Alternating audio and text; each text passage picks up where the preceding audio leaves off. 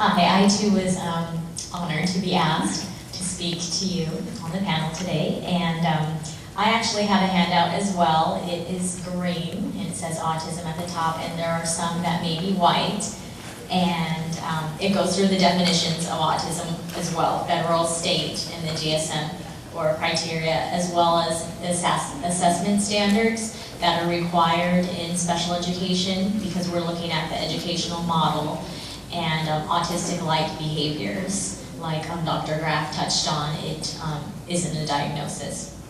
So I will be discussing the assessment process, and really it's a starting point to look at eligibility for special education, and it's based on the referral information and your concerns as parents. And usually when we receive a request for an evaluation, it may be at the preschool level, elementary school, we're looking at your child's overall development. So the school psychologist really serves as the case manager and develops a team based on your concerns. And the assessment tools are guided by those concerns. So we're looking at like a review of records, definitely a parent interview, observations in a natural setting. It may be if the child's in preschool or elementary school. Maybe we'll make a home visit or have you videotape, because you may be reporting some behaviors and we're just not quite seeing them at school, but when you see them at home on that video, you're like, okay, we know what you're talking about. Behavior scales, adaptive scales, just to get an idea of what your child can do for him or herself at home, what type of behaviors that are challenging for you. Let's see, at the preschool level, it's a play-based observation. You're playing with the child, you have a speech therapist involved, an occupational therapist, a nurse looking at health and developmental information, and some cognitive testing to look at how the child is learning compared to other children, his or her age. And like I said, it's a starting point, and it really is a snapshot at that point, what the child was able to do for us.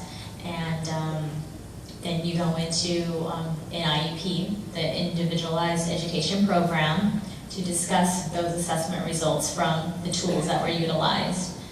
And you come up with some goals and discuss services and the eligibility for those services. In this case is autism, and that's based on the assessment. What are the child's strengths? What are the weaknesses?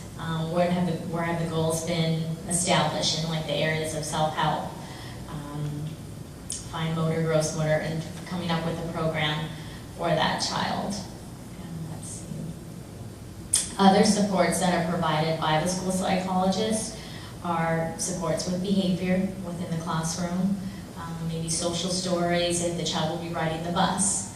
And so we're helping with planning that. Visual schedules.